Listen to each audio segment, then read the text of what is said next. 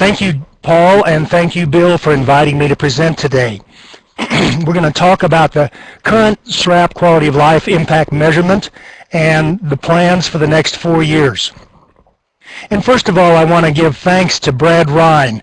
He's provided 22 plus years of leadership from the AgrAbility's inception in 1990 through now.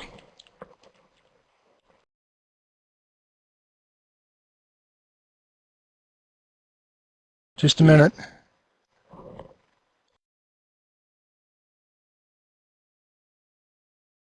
Through now. Is the sound okay now? It's pretty good, yeah. Paul and Clifford. All right. So we thank Brad for all his good work, and we welcome Aida Balsano, National Program Leader of Child and Family Development, Division of Family and Consumer Sciences, Strengthening Families, Farms, Communities, and the Economy. We look forward to working with her over the next 4 years. So today I'm going to be talking about 2 pieces. Part 1 will be the current state of SRAP quality of life impact measurement, and Part 2 will be the plans for the next 4 years. I want to say that today's presentation would not have been possible without the hard work and diligence of some of our colleagues, Sheila Simmons, Bob Mayer, Vicki Janish, Kirk Ballin, Bob Aheron, Sherry Nielsen, Tina Little, and Vince Luke. We thank all of them for their good work and their follow-through over the years. So Part 1, current state of SRAP quality of life impact measurement. What's going on so far? Thanks to Paul Jones, we're going to be looking back to 2006 when we began this adventure, and then we'll look forward to 2016. So it'll be a 10-year review that I want to go over today. Let's start with AgrAbility's mission. The AgrAbility mission is to enhance and protect quality of life. Isn't that neat? To enhance and protect quality of life and preserve livelihoods. It's about supporting and promoting growth and independence. Ultimately, it's about hope. This came from the National AgrAbility Project 2011. It's About Hope DVD. I highly recommend that video. It's hope-filled and it's inspiring if you haven't seen it.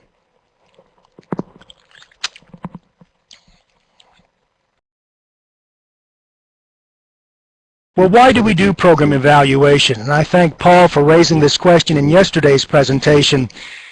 The first 4 reasons that I jotted down as I tried to answer that question were to make sure we're on track with our mission to enhance quality of life. Because I think each of us in our SRAPs want to make sure that we are helping our clients to be able to enhance their quality of life. Another good reason is to find out what works. Third is to be accountable and to be good stewards of the tax dollar we receive. I've been working 33 years with farmers and ranchers in 2 states and in the region and across the country, and I'm always grateful for the tax dollars we receive, and I want to be a very good steward of those precious dollars that we are awarded in AgrAbility. The fourth is to use valid and reliable instruments to document our AgrAbility program impacts. Well, I want to give a little history of the National AgrAbility Project Evaluation Committee, or NAPEC. It was in 2006 that President Bush asked all of his secretaries, including our own Secretary of Agriculture, to assess their success at enhancing quality of life levels. After Brad Ryan announced that at one of the national training workshops, I went up to him and said, "How can we help you do that? I know we can do it. Let's see how we can help you get the data that you need." That then led Catherine Pieria to start as she was the evaluation specialist at the University of Wisconsin at the time, and she invited all SRAPs to join in an AgrAbility evaluation study. Brad asked us to make recommendations to him by August 1st, 2009, which we did.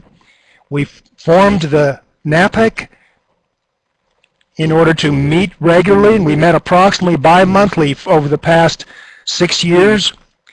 We mostly meet via teleconference, but we meet face-to-face at the National Training Workshop, and we have between 6 and 25 participants at each meeting.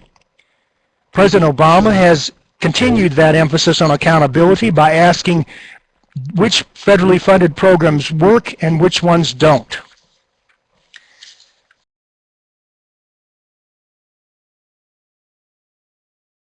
NAPEC includes 32 SRAP team members at the present time.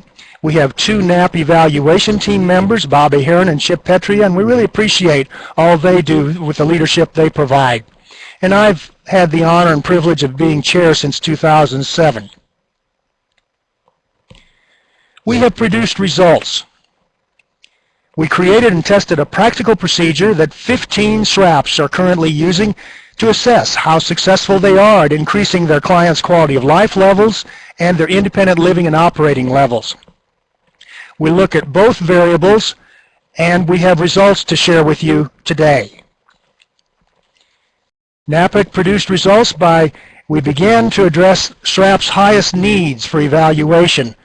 According to the needs assessment that Bob Ahearn did, he found that evaluation-related assistance and training by measuring change or impact of AgrAbility as a result of AgrAbility services with the McGill Quality of Life and ELOS was the highest need.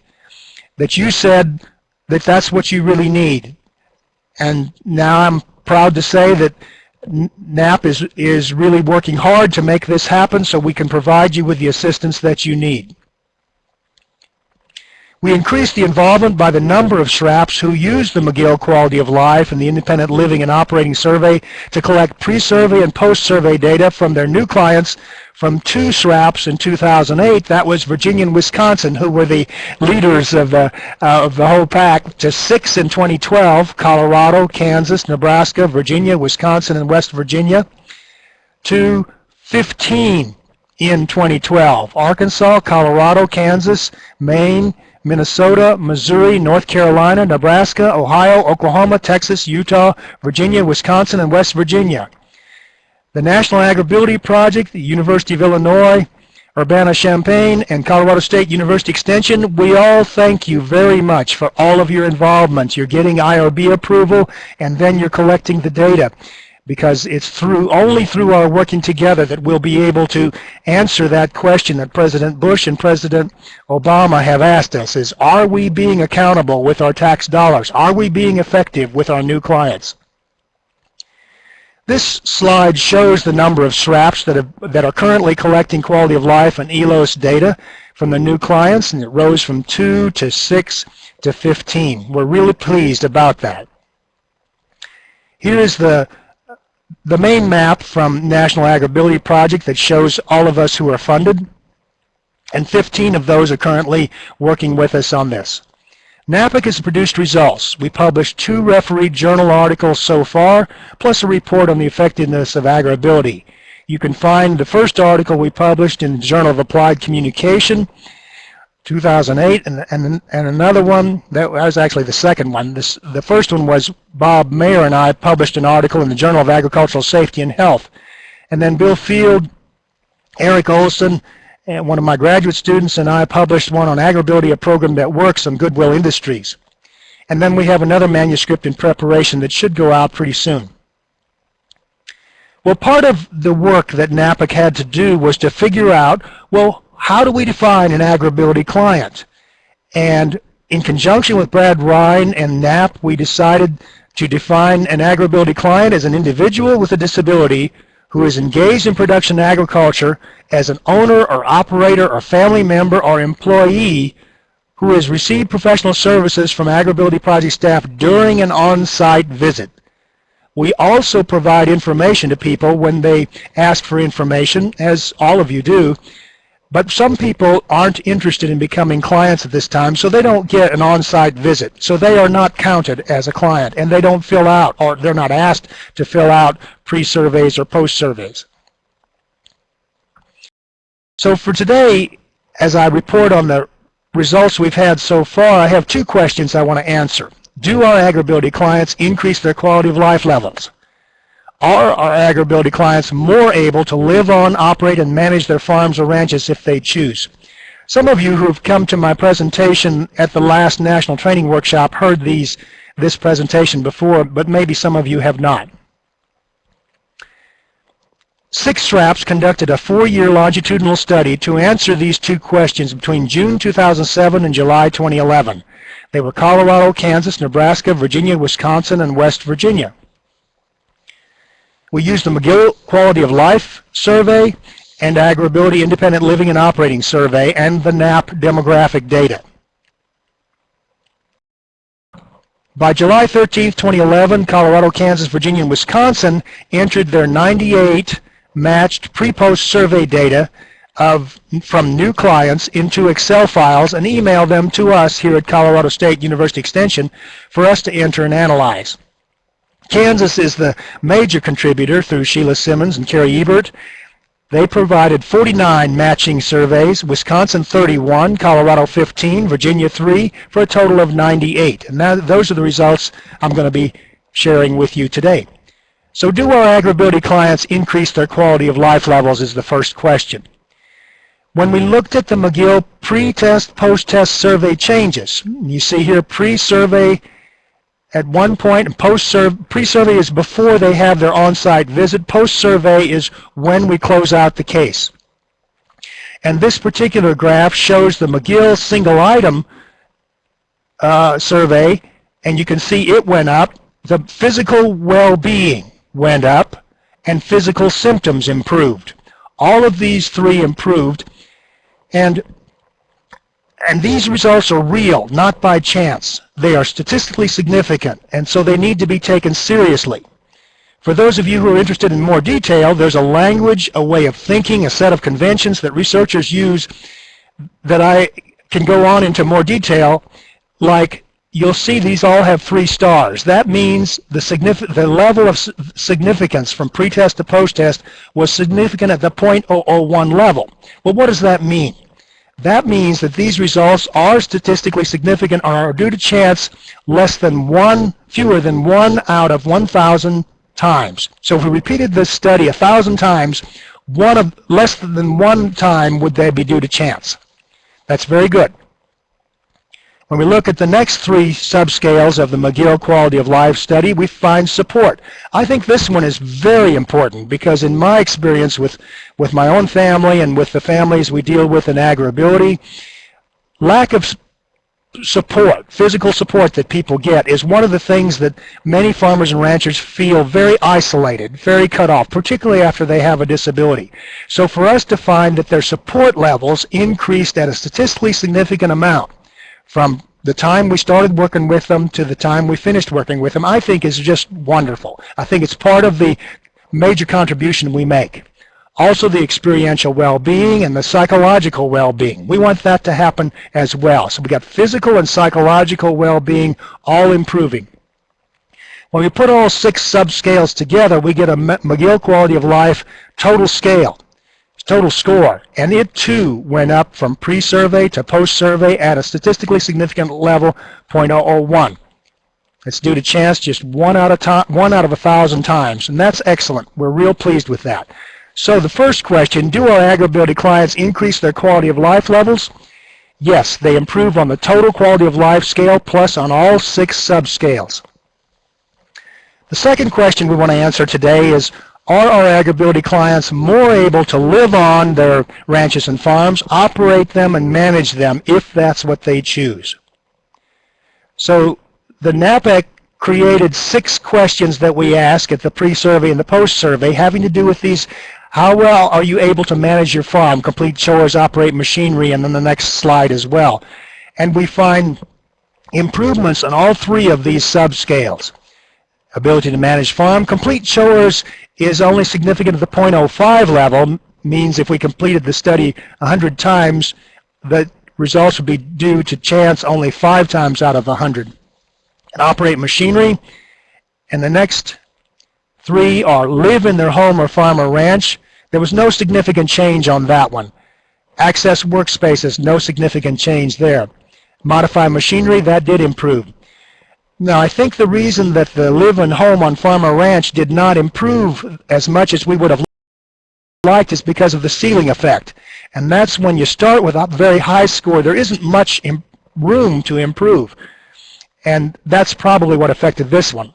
I'm not sure why the access workspaces wasn't significant. I think that's a growth area we can use to make sure that we are doing everything we can to make it possible for our clients to access their workspaces more effectively.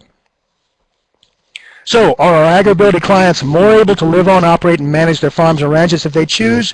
Yes, they are. So we answered both questions with affirmative responses.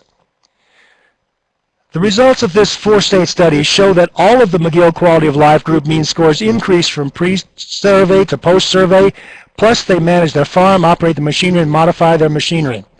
We invite you to join us. If you're among the 9 states that haven't joined us yet, send me an email or give me a call, and I'll be glad to include you in the future studies. So these results look promising, but, and that's a big but. But how do we know that these results are not due to something other than our AgrAbility services? That is the scientific question that we want to ask in the next 4 years. And that segues us nicely into what are NAP's plans for the next 4 years. NAP priority number 5 is evaluation, provide an accurate picture of AgrAbility's outcome and impacts through SRAP. How? Through SRAP's Quality of Life Survey. How successful are we at increasing customer quality of life? Those are the 2 key questions that are in the work plan of the National AgrAbility Project for the next 4 years. What are these based on? When we looked at the NAP proposal reviewer comments, some of the comments they offered NAP were focus on accountability. What is the impact on clients? What difference does AgrAbility make? There's a need for greater evidence-based information that would support continuation of AgrAbility. Collect quality of life data and publish results so Brad Ryan can show the impact. Bill Field has led a whole team of different writers and all to do that. We're doing that here at Colorado State as well. Form a new control group for comparison. That's the big new improvement we're adding to the study this year. Document impacts and publish results. Those were the reviewers' comments. This last summer, Brad Ryan reported to us both good news and bad news. And some of you have heard some of those good news, bad news jokes, but I won't bore you with some of those that I know. What's the good news? The good news is that AgrAbility is among the 45 federally funded programs that supported employment for people with disabilities in fiscal year 2010. Brad referred to this study, the GAO Government Accounting Office 2012 study, yesterday when he spoke yesterday afternoon. I want to go in a little bit more detail on that so you know where he was coming from and what he was referring to. That is, there are 45 federally funded programs that attempt to work with people with disabilities, and we are one of 45. The good news is that AgrAbility is among the 10 out of 45 programs with a review or study to evaluate the program's effectiveness. And I'm very happy that we're among the 10 that have some evidence of our program's effectiveness rather than among the 35 that have no evidence that they are effective. Because I think that their Government Accounting Office is basically going to call the question those that have no evidence and those that have weak evidence as well.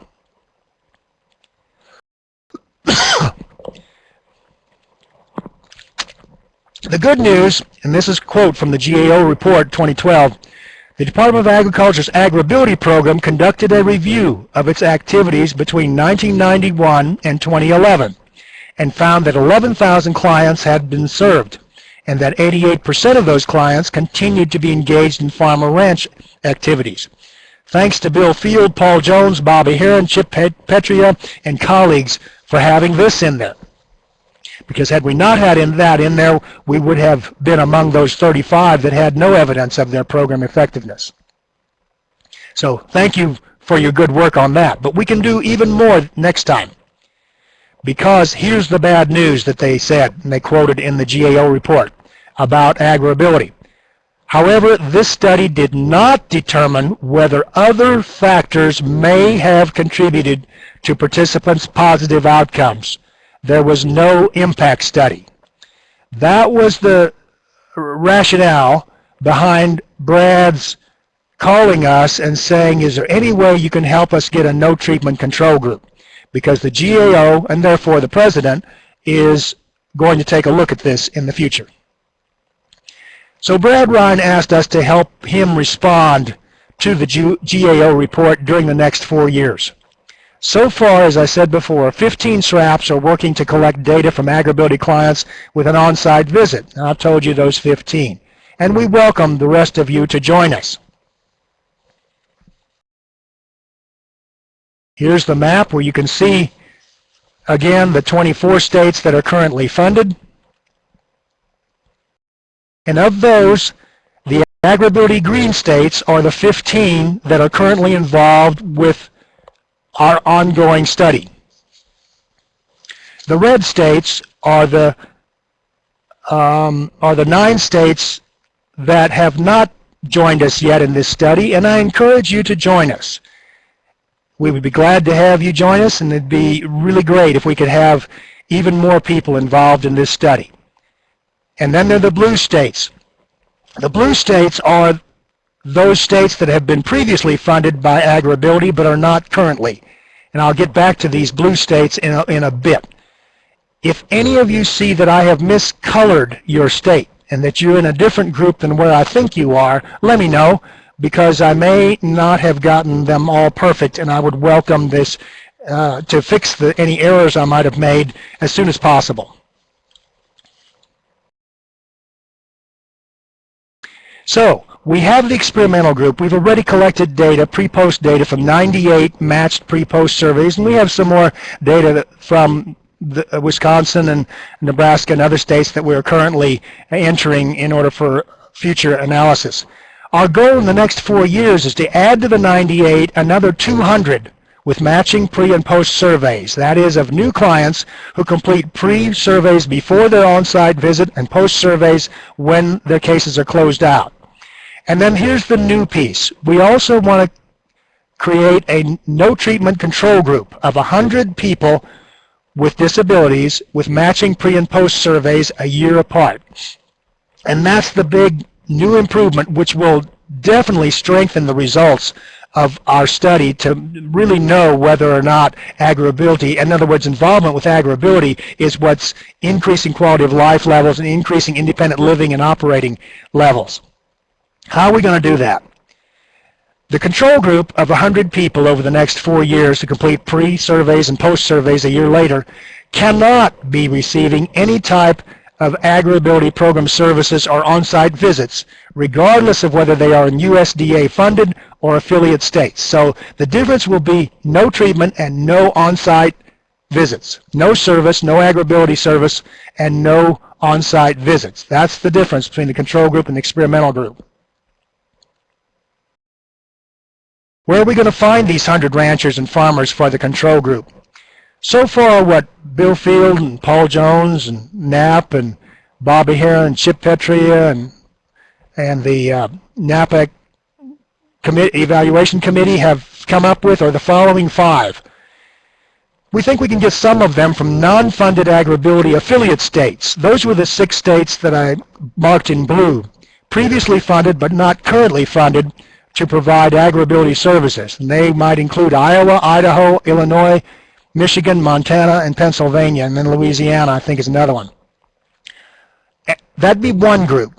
Farmers and ranchers with disabilities who call NAP's 1-800-825-4264 number for information from non-funded states, and with NAP forwarding the contact information for these people to Bobby Heron and Chip Petria, who are going to be collecting the data for the control group, we can get there.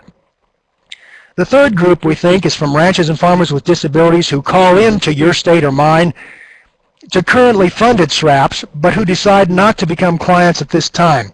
I remember one guy last year who I saw his name on here in Colorado on the list to come to our winter workshops. And I called him back and I said, boy, your name is sure familiar. Have we met before? And he says, yeah, we met 9 years before when I came to one of your workshops, but I didn't need you then. I need you now. And boy, did he. His situation was much worse in 9 years. I wish he would have joined us before, but he's the kind of guy who did not choose to become a client for 9 years, who could have been an ideal client for us to be an experimental group. In other words, no on-site visit and no AgrAbility services, and complete the pre-survey and post-survey a year apart. And so if you would care to join us in that regard, we would welcome that. You can send your information to Bob Ahearn or Chip Petria. Fourth is, what about a wait list group? I'm going to ask more about that in a little bit. And then fifth, from yesterday's presentation, I'm wondering if the Finger Lake, New York Goodwill group might be able to help us find some people and forward the contact information from people who call them to Bob Ahearn or Chip Petria. And where else? I'm going to ask you about that too when I'm finished with my slides. So, this new effort, the next 4 years, is a partnership between the National AgrAbility Project, the University of Illinois at Urbana-Champaign, and Colorado State University Extension. We really appreciate the funding for evaluation from the National AgrAbility Project. They will provide contact information on farmers and ranchers with disabilities from non-funded states who call their 800 number to UIUC. You too out there in the SRAP states can refer ranchers and farmers with disabilities who did not receive an on-site visit nor AgrAbility services to UIUC for the control group. And then what I've recommended is that UIUC strives to get 40 to 50 pre-surveys per year and 100 matched pre- and post-surveys in 4 years for the control group. They're going to email the data to us here at Colorado State, and then we will enter it and analyze it. We think if we get between 40 and 50 pre-surveys per year, because we don't have any incentive for these people, if we could get 25 matched pre-post each year, we'd wind up with 100. If we get more than that, that's even better. But for statistical purposes, we'd like to have at least 100 in the next 4 years. And we'll have to collect pretest data from more than 100 in order to wind up with 100, because there will be a dropout rate.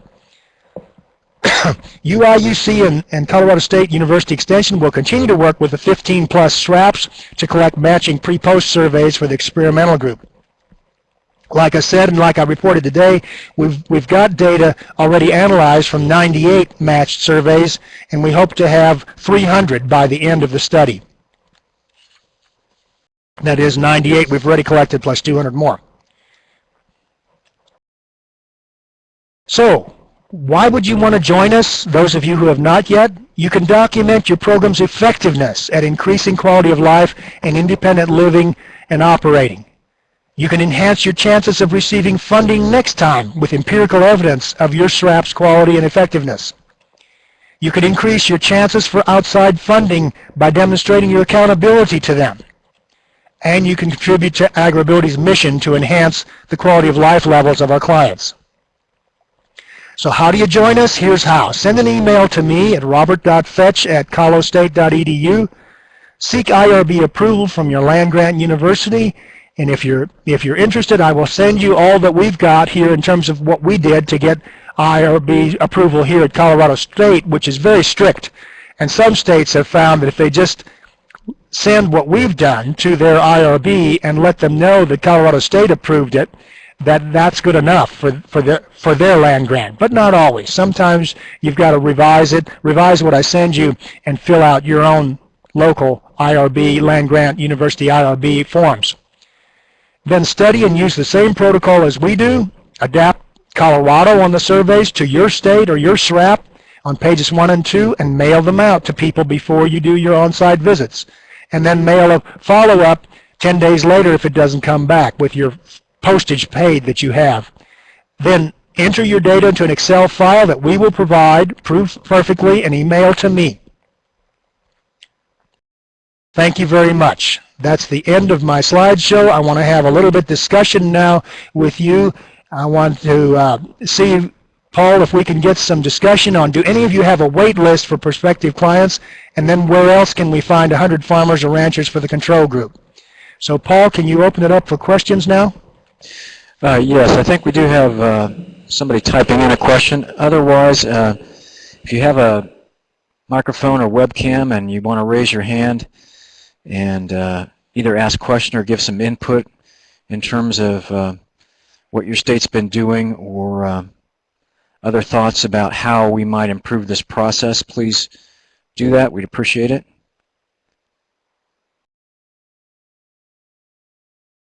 Tana is asking about your email address, so I'll just click that slide back to that section where yours is listed. So yes, Tana, it's robert.fetch, F-E-T-S-C-H, at colostate.edu. Looks like Karen Funkenbush is emailing you some suggestions directly. We've got a couple other people typing right now. Great, Karen. I look forward to receiving your suggestions and seeing what we can do about them.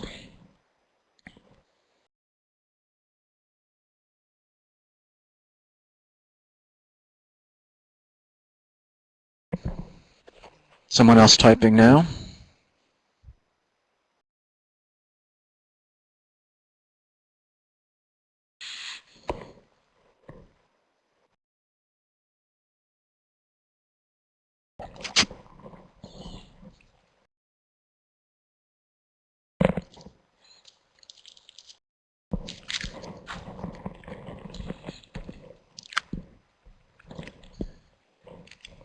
Okay, we've got a question from Sherry Nielsen that we'll copy and put in your presenter notes, Bob, and if you could read that question to the group and then respond, that would be great.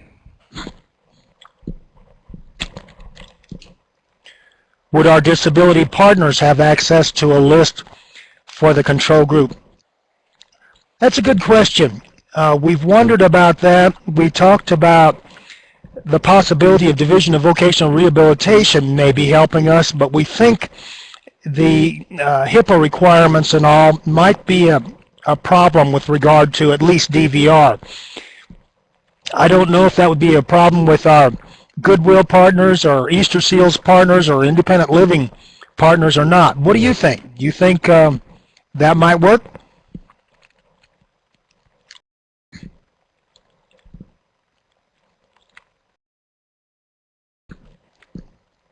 So that would be my response to that. Catherine Ham, Karen, do you have any discussion points to ask now while we were all here? And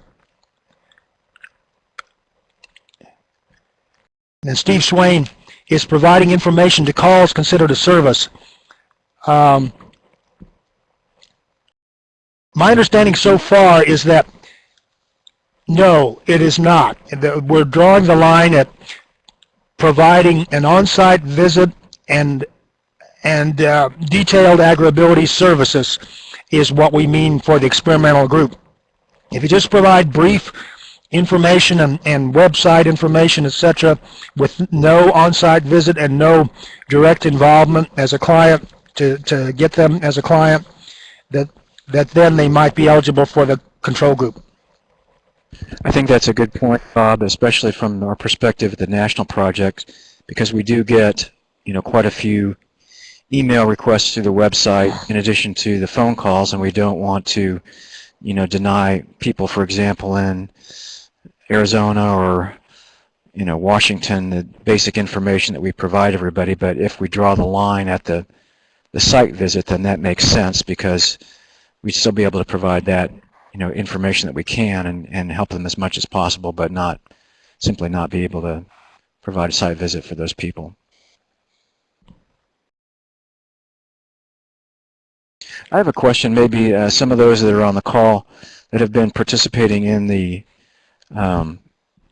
evaluation effort this far in terms of administering the quality of life, if some of you would like to join in and possibly activate your microphone to just give a little explanation or your opinion on the amount of time required for doing the evaluation process, to give us a little better idea of what's required. Anybody willing to raise your hand or provide some feedback on that?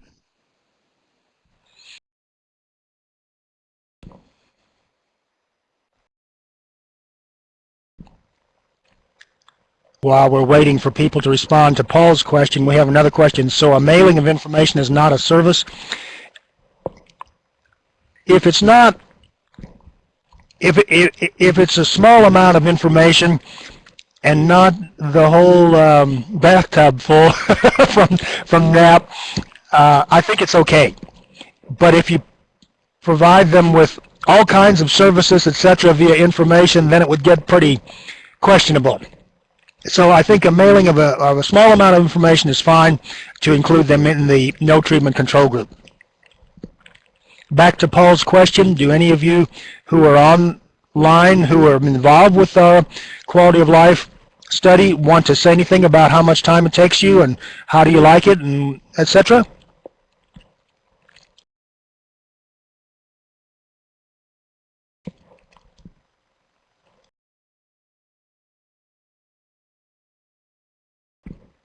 If so, just remember to click your raise hand icon and we can activate your microphone, or you can type it into the chat window.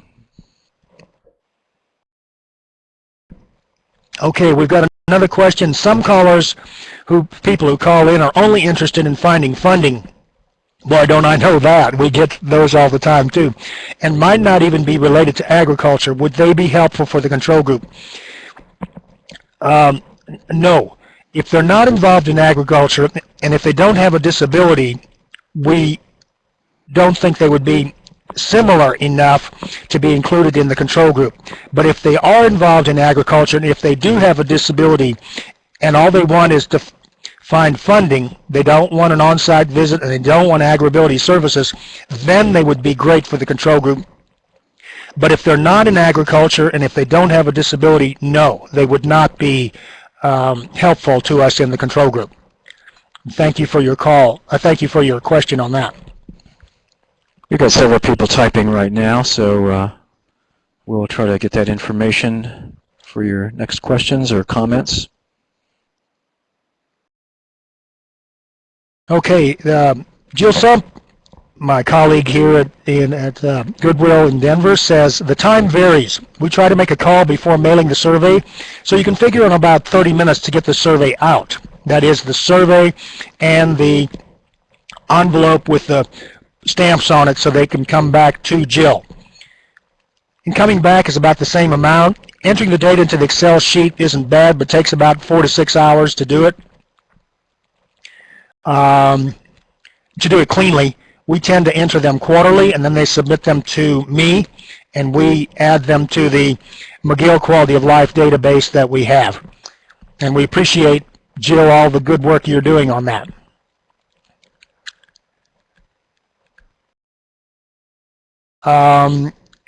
Here, Karen Funkenbush at Missouri is saying, we are still pretty new at administering the surveys, but our experience has been that the most time-consuming part is getting the IRB approval. The administration and data collection doesn't take much time at all. Yeah, I think that's been the issue with a number of SRAPs, that getting institutional review board approval has not been easy.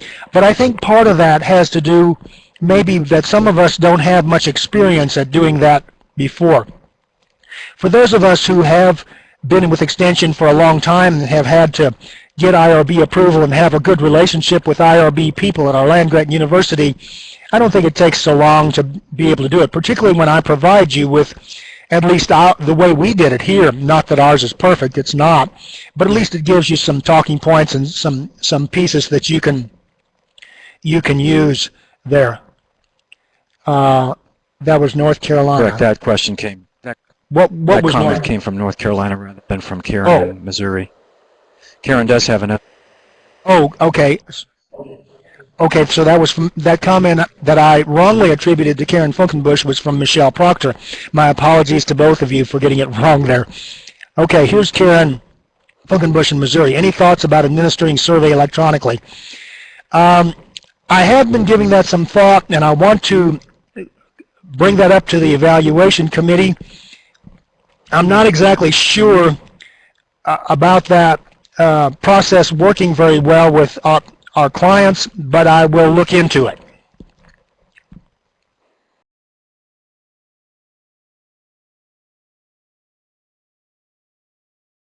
Sheila Simmons, in Kansas, thank you, Sheila, for your comment. In Kansas, we provide electronic surveys if it better meets the needs of folks with specific disabilities. Well, there you have it. Sheila's already been doing that.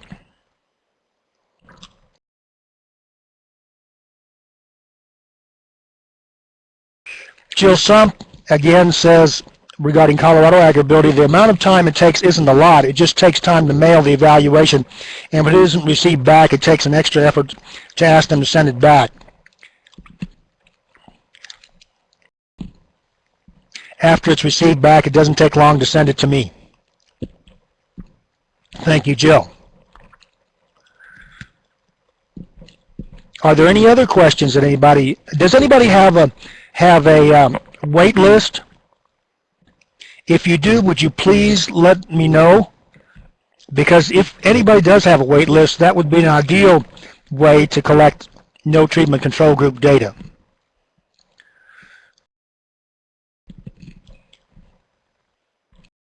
Okay, I will now turn it over to Paul.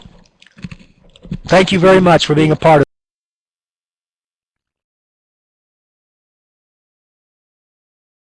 Thanks a lot, Bob, for your presentation and also for your many years of work in this evaluation effort. And as you mentioned at the beginning of your presentation, I think we're seeing some positive results even now in terms of recognition from the General Accounting Office and from others I know. So we do know it is a significant commitment you've made, and we appreciate the states that have been contributing information. So we are looking to increase that over the next 4 years, and in addition to adding your no treatment control group. If you can hang on for just a couple more minutes, I would like to do our poll questions again. And let me pull them up here. I will add that we are planning to continue this discussion at the face-to-face NTW this spring. Again, for those that were not a part of the presentations yesterday, we're looking at April 8th through 11th in Minneapolis. Hopefully we'll have a hotel contract within the next week or so to verify that. First poll question, I am guessing from the attendee list that I think everybody is from AgrAbility, but if you could just verify that, if there's somebody that's not associated with an AgrAbility project, we'd appreciate knowing that.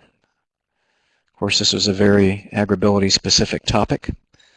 Some of the other ones later today and tomorrow I think will be a little more universal in nature. So, okay, it looks like 100%. Oh, we do have one from a non-AgrAbility entity, so that's good to know. Okay, thank you. Next question involves the information that was shared today. If you could give your input in terms of how valuable you felt it was, we'd appreciate that. Give you just another few seconds to record your results.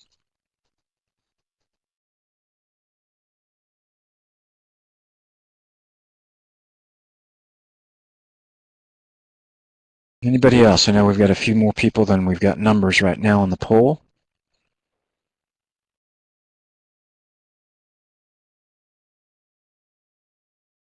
Okay, thank you for that.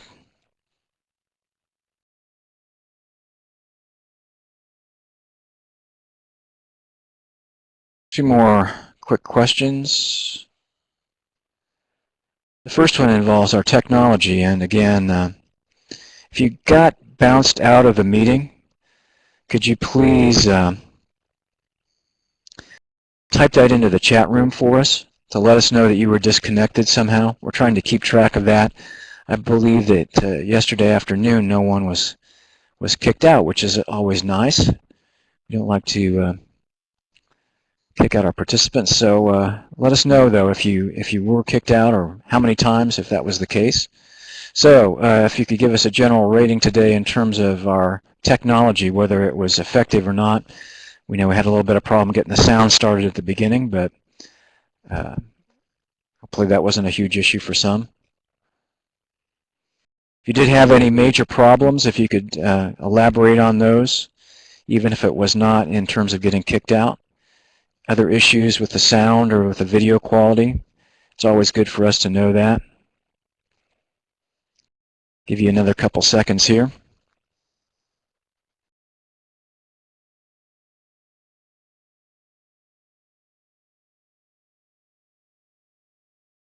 Okay, looks like things went pretty well for people this morning, so we're definitely glad for that. I want to give some kudos to Cliff Raz, who you don't see on this webinar, but it was definitely a major part of it. He is monitoring the technical aspects.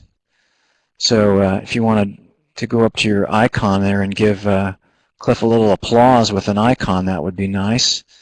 I also want to see if you guys are really out there. You guys are quiet. I want you to start using those web microphones and letting us know your thoughts there.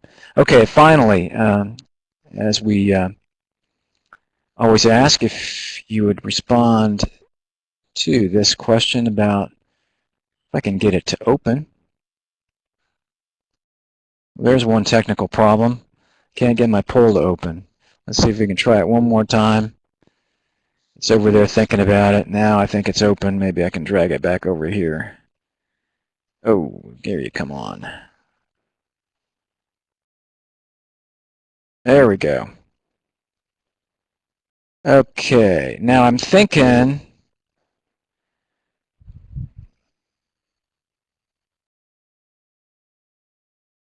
have people responded to this yet? Let's respond again if you did. I'm not sure if people actually responded to that or not. So if you did, bear with me, and I'd like to open it again because I'm not sure if people actually responded that time or not because I was having some problems.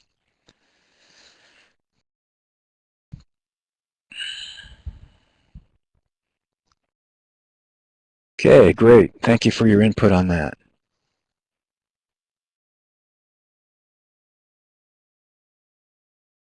So, just as a reminder, this afternoon, Aaron Yoder and Linda Fetzer are going to be presenting on e-extension, and we hope you'll join us at 3 o'clock Eastern Time for that. Tomorrow morning, we'll have a presentation from Craig Heckathorn at the Northwestern Prosthetics and Orthotics Lab in terms of the results of their study, which they've recently published on prosthetics for farmers and ranchers. And from the rehearsal, it looks like a very interesting presentation, so we hope you'll join us. And then tomorrow afternoon, Cliff Raz is going to give 2 mini webinars, 30-minute webinars on a couple of different web-related topics. The first is about the Toolbox Online and some of the features you may not be aware of that can be very helpful to you in terms of creating albums of different solutions for particular consumers you have or particular topics you'd like to arrange a variety of different tools around, like greenhouse production for people with mobility impairments. You can do an album specifically on that. And the other topic for his mini webinar is on establishing your own YouTube site. YouTube is just such a great tool for storing your video because you don't have to use your own server space for those large files, and you can link them to any site you want and embed them in I think about any site you want. So it's good to know how to do that. So Cliff will be giving some hands-on instruction on that. So one final call for questions. If nobody has any, we will be logging off here in a minute. Otherwise, yes, question about the presentations. We are going to be archiving not only the video recording of the webinar itself, but also the PowerPoint files onto our website. I know that's been a question that's been asked a couple times. So yes, you'll be getting the access to the PowerPoint files also. We will try to get those up as soon as we can and let you know through the listserv when that happens. Final questions? If not, we thank you for your participation. Please feel free to email me if you've got any other questions or suggestions about what we're doing.